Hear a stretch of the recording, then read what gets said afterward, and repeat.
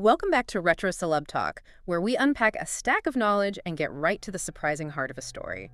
Today, we are putting on the finest silk, maybe some eyeliner, and diving deep into the tumultuous, brilliant world of Duran Duran. Ah, yes, Duran Duran. Yeah. A band that absolutely defined the 1980s with, that unmistakable style and those hooks you just couldn't get out of your head. Exactly. But the glamour, the iconic videos, the massive chart success, well, that really only tells half the story, doesn't it? Not even half, sometimes. If you look beyond the surface, what you find is a highly competitive, sometimes pretty explosive internal environment. We're talking about a narrative powered by intense rivalry, yeah. Absolutely. And significant creative fracturing, plus the serious external pressures of global celebrity that, honestly, very nearly destroyed them at points. It's not just a story of pop music. It's a detailed exploration of how five, let's say, very ambitious individuals managed to channel their friction, their conflicts, into 40 years of staying power.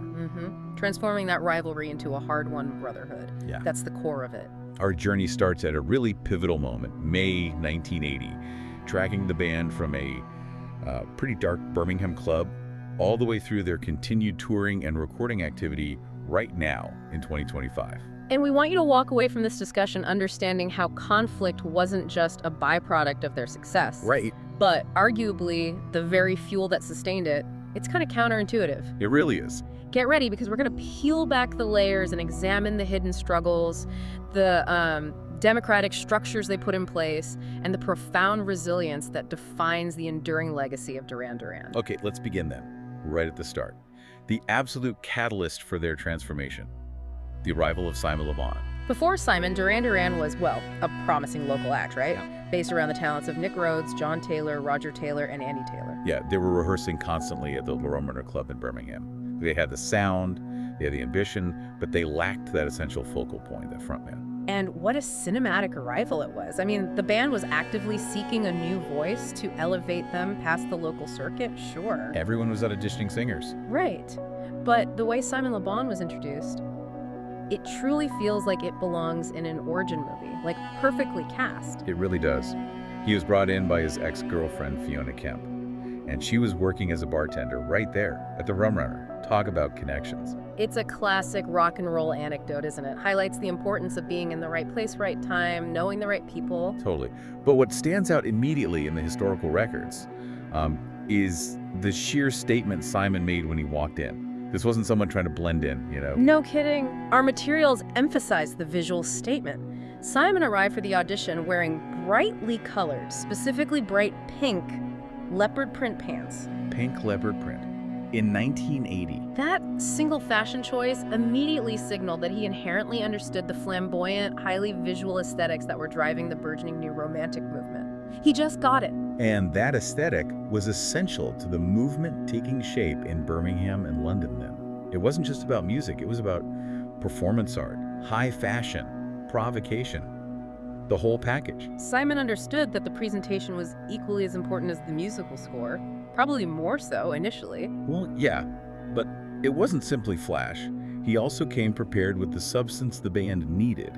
That's the crucial bit. Right. He didn't just walk in to sing covers or something. He carried apparently a battered notebook. Yeah, I read that too. Reportedly filled with years of his own poetry and lyrical ideas. This instantly provided the band with a rich creative resource they could tap into. So he wasn't just a powerful voice, he was potentially an integral songwriter from day one. Yeah. A game changer. Exactly. And the audition itself, Yeah. it just speaks volumes about their instant chemistry, doesn't it? Oh, absolutely. The band played music. They had already composed tracks that were essentially instrumental backings waiting for words. And Simon, on the spot, just listened to the rhythm and adapted one of his poems, Sound of Thunder, fitting his words to their music. Imagine that moment. It was an immediate, spontaneous, creative explosion. Not just a typical tryout. Our way. It was the birth of their first song together, right there in the rehearsal space. The connection was inherently electric. And what's often missed is the sheer quality of the sound that emerged. That's a great point. What's fascinating here is how his voice completed their sound. Before Simon, their electronic rock dance blend felt maybe a bit cold, slightly detached. Yeah, maybe a bit clinical. Possibly. Simon's voice was described as possessing a clear emotional depth and power that added gravitas and necessary warmth. It instantly turned their complex music into accessible, chart-ready material. Made it human. Exactly. And the process was lightning fast. They began performing regularly, almost immediately, cementing their core five-man lineup. Their first official show with Le Bon was just over a month later, July 16, 1980, back at the Rum Runner where it all began. That's incredible speed. It is, and this pace continued commercially. By the end of 1980, so just a few months later, they had secured a major contract with EMI. Wow.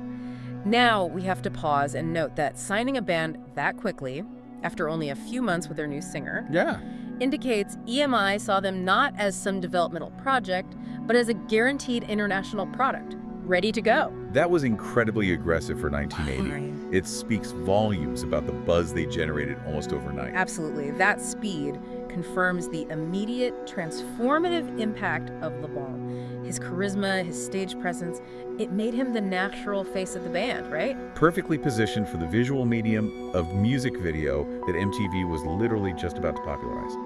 Timing again. Perfect timing. Hits like Planet Earth and the notorious Girls on Film followed instantly, signaling their shift from Birmingham hopefuls to global pop phenomenon. Le Bon was the final essential piece of the puzzle. He provided the voice, the look, and the lyrical depth that propelled him right into the new romantic stratosphere. Okay, so that story makes it sound like an instant band of brothers, a destined partnership, perfectly aligned. It does sound like that, yeah, the fairy tale version. But here's where it gets really interesting and where the sources kind of contradict that glossy image.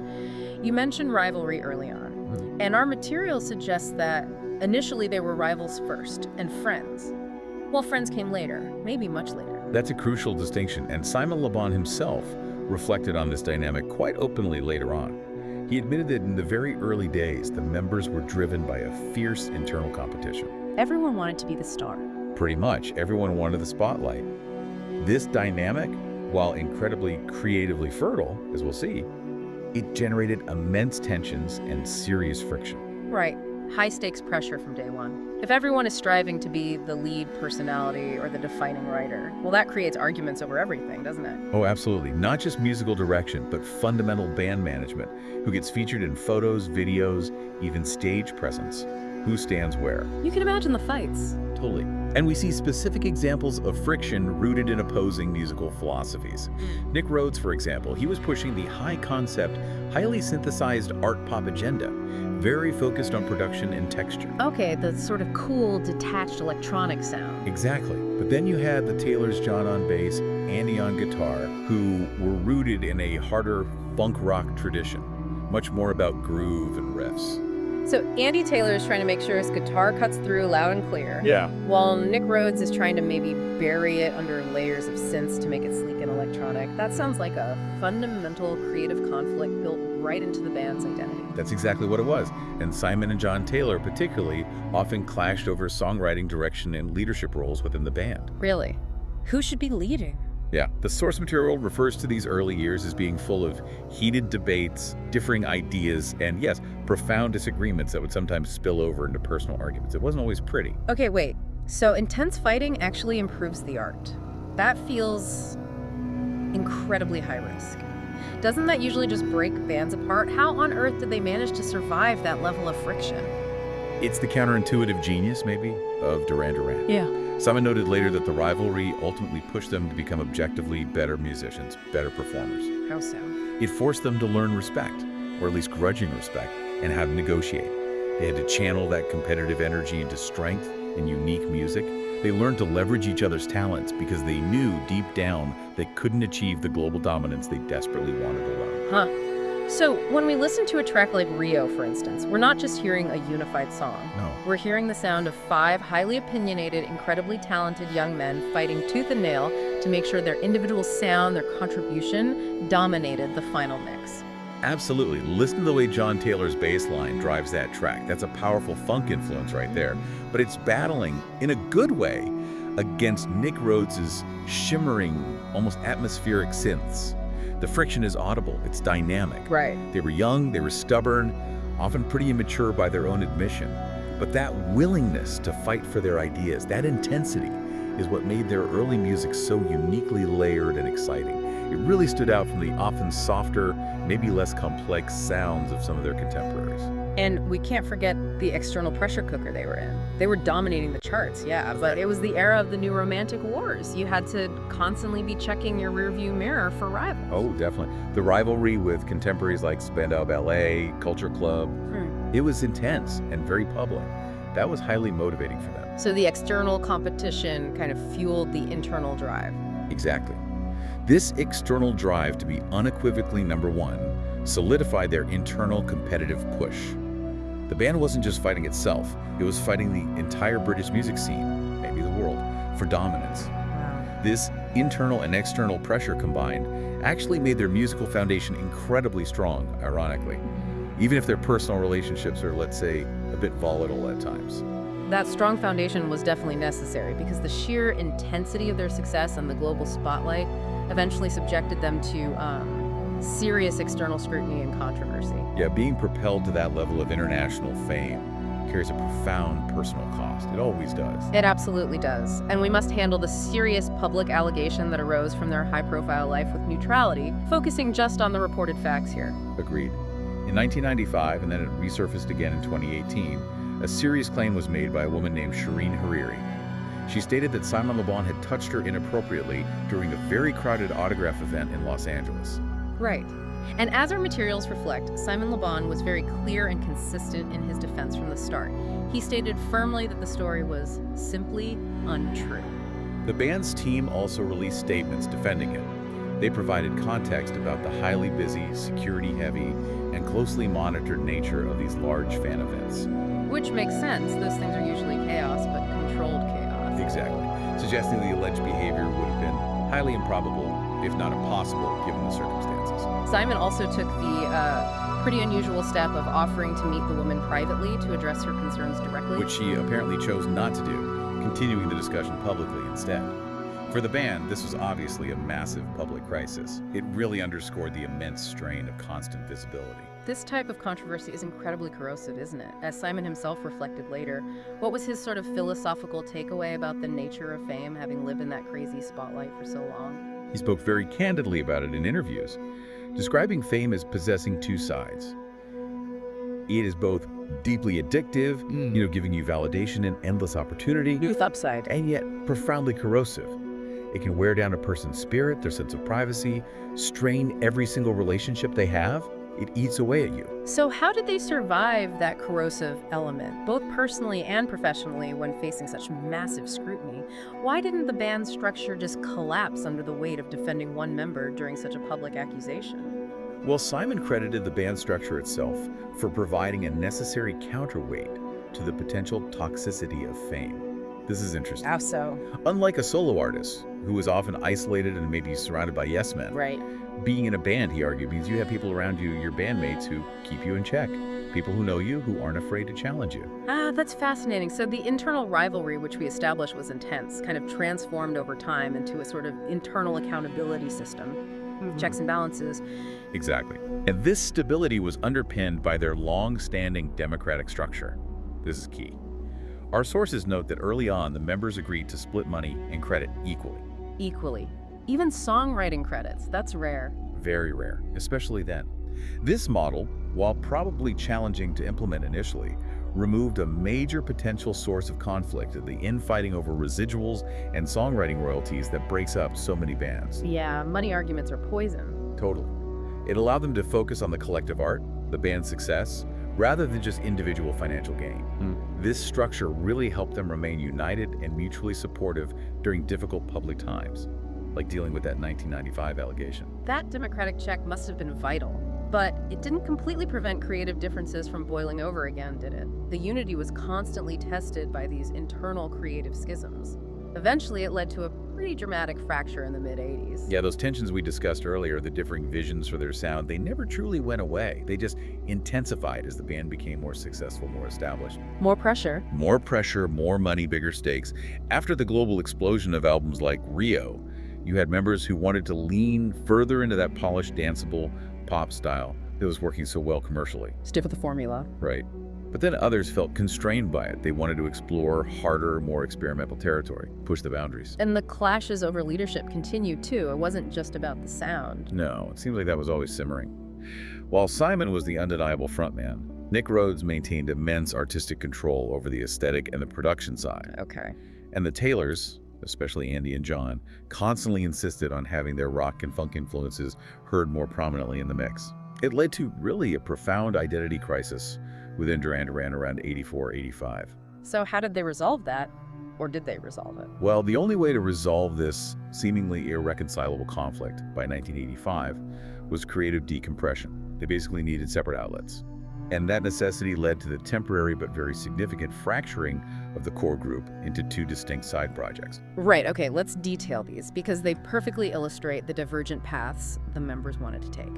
On one side, you had the Power Station, formed by John Taylor and Andy Taylor, and they brought in singer Robert Palmer and drummer Tony Thompson from Chic.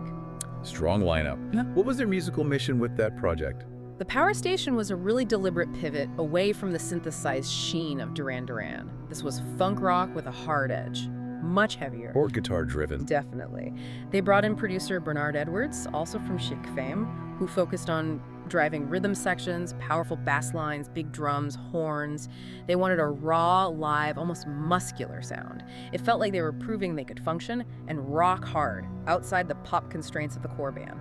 Okay, so that's one side. And what about the other side? Arcadia. This project was led by Simon Le Bon, Nick Rhodes, and Roger Taylor. Arcadia was pretty much the polar opposite of the Power Station. It was ethereal, highly conceptual, very much art pop, and decidedly new wave.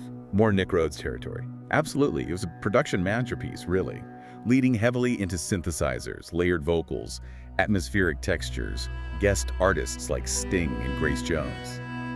It reflected the deep desire of Rhodes and Le Bon, maybe Roger too, to pursue a more polished, artistic, and less commercially constrained sound, more experimental in a different way.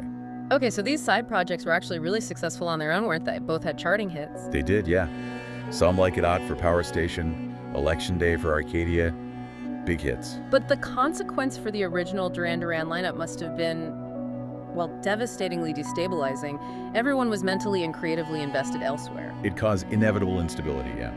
Andy Taylor eventually left the band not for the first time, and not the last, due to ongoing personal issues and those persistent creative disagreements. And then later. Then in 1997, John Taylor, the foundational bassist, whose playing is so core to their sound, he also departed. He cited personal struggles with the constant scrutiny of fame and the intense pressure on his private life. He needed out. Wow. Losing both Taylors at different points, that kind of revolving door, must severely hamper musical output and consistency. How did the lineup changes reflect in their albums during this, well, unstable period? The shift was palpable. You could hear it. Albums like Notorious in 1986, which came right after the side project splits, without Roger or Andy. Okay. And then much later, something like Red Carpet Massacre in 2007, which featured a very different Timbaland-influenced, more modern production style. They received highly mixed reviews, polarizing even. Why the mixed reaction? The band seemed to struggle to satisfy both the loyalists, the fans who wanted that classic five-piece sound, and attract new fans with their constantly shifting identity and lineup.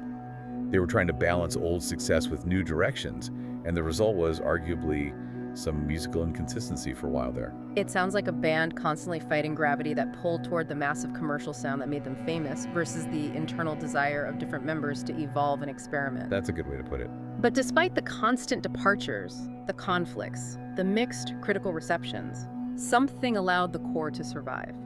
That connection remained. It did. And their story, really, is a powerful testament to the triumph of the Brotherhood, as they started calling it.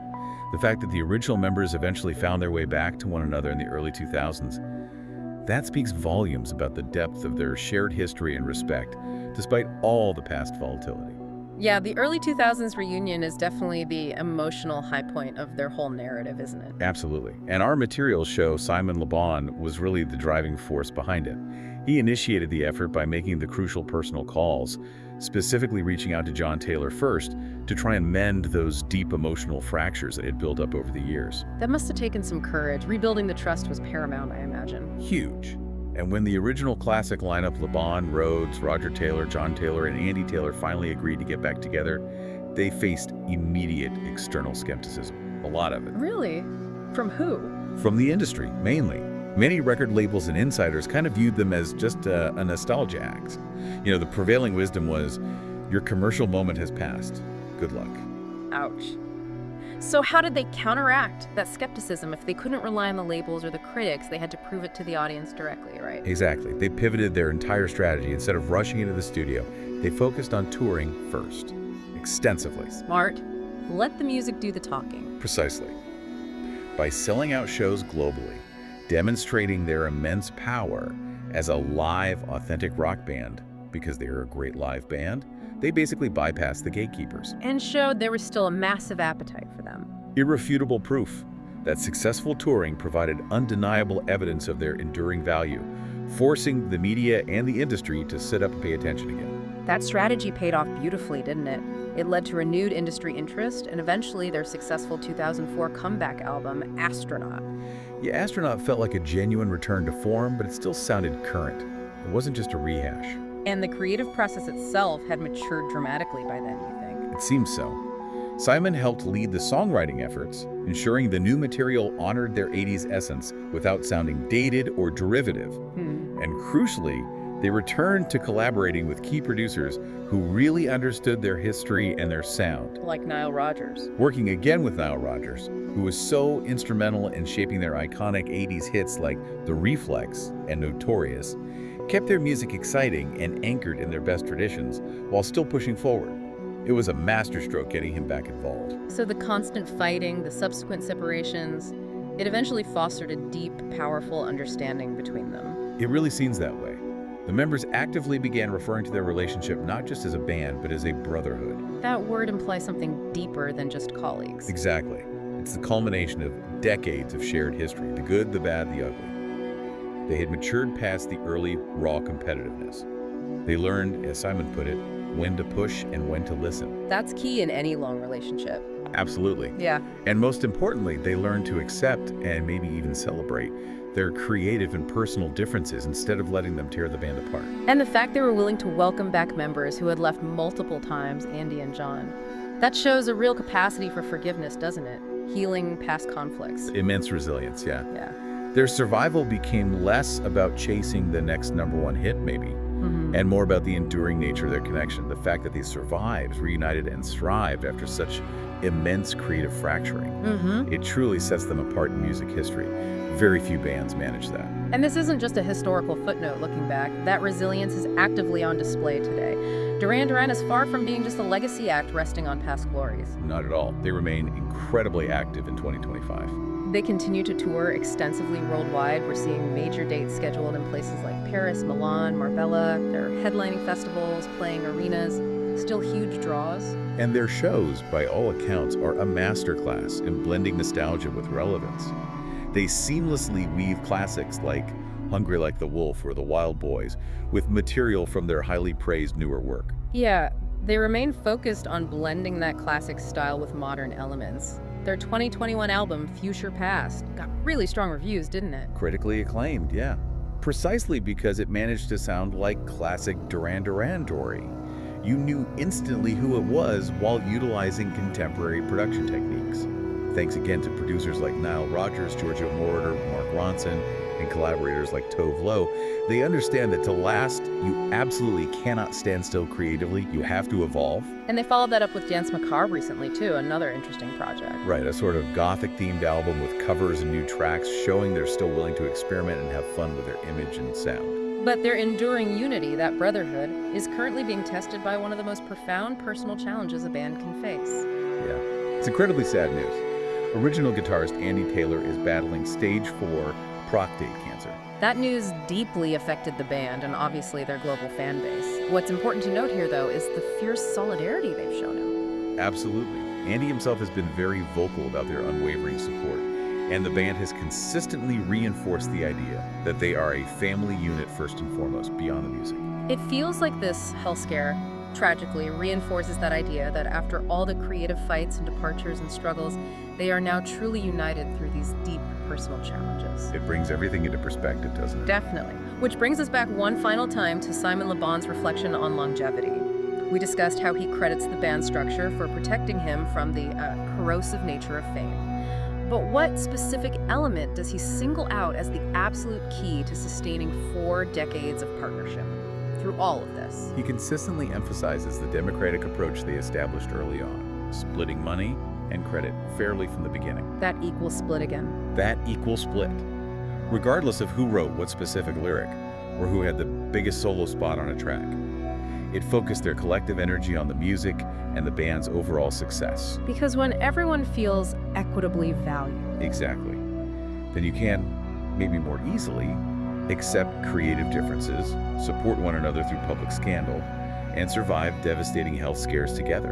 It's an operational model built for the long haul, not just short-term gain. That's the ultimate takeaway here, isn't it? From those early days of competitive fighting, Simon in his pink leopard pants, armed with that poetry notebook. Quite the image.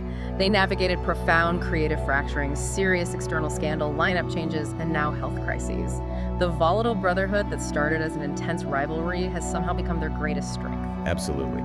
Their journey really proves that a band's greatest asset might not be perfect harmony or everyone agreeing all the time, but rather the managed tension, the creative friction, and the intense passion that forces refinement, adaptation, and ultimately resilience. And that leads us perfectly to our final provocative thought for you, the listener, to explore. Considering their complex history of rivalry, those leadership clashes, the necessity of side projects like Arcadia and the Power Station, does that deep-seated internal conflict actually result in music that is more compelling, more layered, and ultimately more long-lasting than if they had just been instant friends working in perfect harmony from day one? It's a fascinating question. Did the tension, the arguments, push and pull, did it force them to create better, more unique art than if they had simply been agreeable colleagues all along? Something to think about next time you hear Rio or Ordinary World. We'd love to hear your thoughts on whether you think conflict fuels creativity or just destroys it. Let us know in the comments. And if this deep analysis of the Duran Duran Brotherhood surprised you, or maybe inspired you, please hit that like button. It really helps us out. And make sure you subscribe to Retro Celeb Talk so you don't miss our next detailed exploration into the real stories behind music legends. Thanks so much for tuning in. We'll catch you next time.